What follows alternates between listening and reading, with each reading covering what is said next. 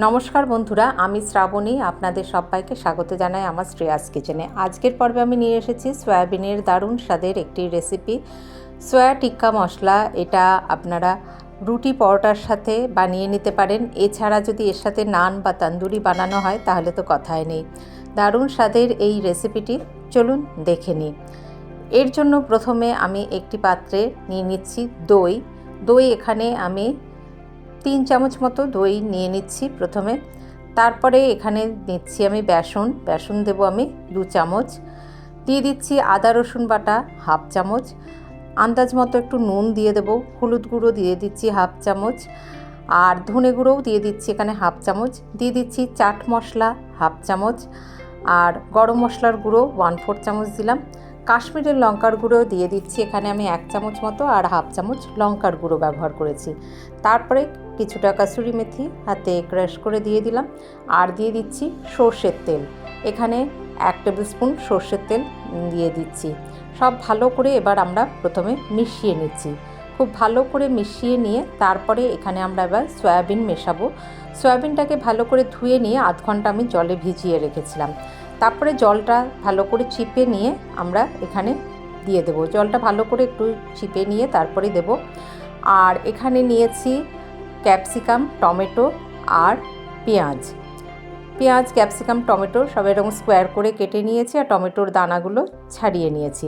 সব এবার আমরা খুব ভালো করে একদম সমস্ত মশলা যাতে এর মধ্যে কোট হয়ে যায় সেইভাবে খুব ভালো করে দেখুন মশলাটা মিশিয়ে নিচ্ছি। তারপরে দিচ্ছি, রান্নাটা করছি আমি রিফাইন্ড তেলে। একটি ফ্রাইং প্যান নিয়ে নিয়েছি, তার মধ্যে আমি 2 চামচ মতো তেল দিয়ে দিচ্ছি।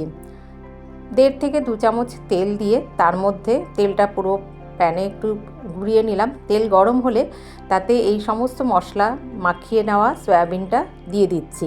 আর এই বাটিটা যে মানে ম্যারিনেশন করে রেখেছিলাম যে বাটিতে, ওই বাটিতেও মশলা কিছুটা লেগে আছে, সেটা ভালো করে জল দিয়ে মানে ধুয়ে নিয়ে সেটা আমরা পরে এখানে অ্যাড করে নেব।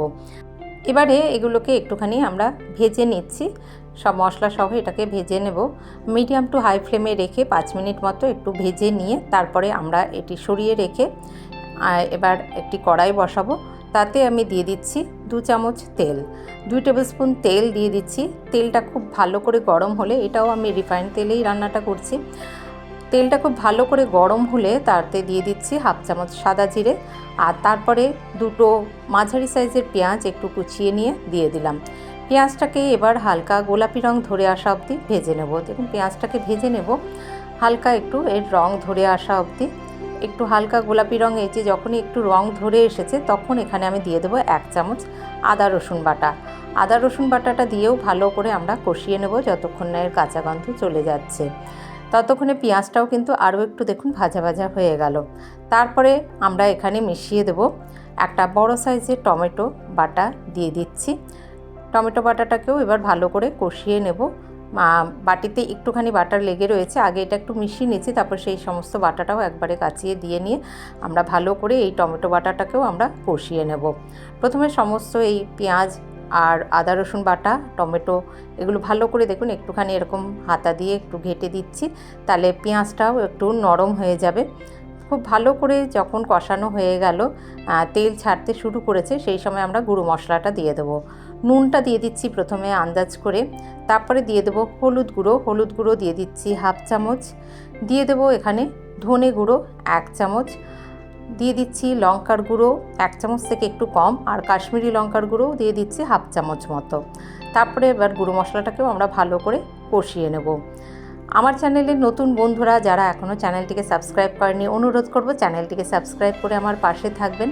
আর যে সকল বন্ধুরা আমার পাশে আছেন তাদেরকে জানাই অসংখ্য ধন্যবাদ। আর রেসিপি ট্রাই করবেন, ভালো লাগলে একটি লাইক অবশ্যই দেবেন। আপনাদের একটি লাইক পেলে আমারও রান্নায় উৎসাহ বাড়ে, আর এই ভিডিও বানানোর জন্য মানে আরও উৎসাহ বাড়ে। সেই জন্য অনুরোধ করব পাশে থাকার জন্য, সাবস্ক্রাইব করবেন, আর একটি ভালো লাগলে একটি লাইক অবশ্যই দেবেন। আমরা ওই ম্যারিনেশনের বাটি ধুয়েই আমি জল এখানে দিয়ে দিয়েছি 1 কাপ। জলটা যখন ফুটে উঠলো তারপরে আমরা দিয়ে দেবো এই যে ভেজে রাখা সয়াবিন, ক্যাপসিকাম, টমেটো যেটা দিয়েছি সেটা সব এখানে মিশিয়ে দিলাম। 3-4 মিনিট মতো রান্না করে নেব। তারপরে 2টো চেরা কাঁচা লঙ্কা, 1/4 চামচ গরম মশলার গুঁড়ো আর একটু কাসুরি মেথি ছড়িয়ে দিলাম, ভালো করে হাতে ক্রাশ করে নিয়ে তারপরে গ্যাসের আঁচ বন্ধ করে দিয়ে ঢাকা দিয়ে স্ট্যান্ডিং টাইমে রেখে দেবো 3-4 মিনিট।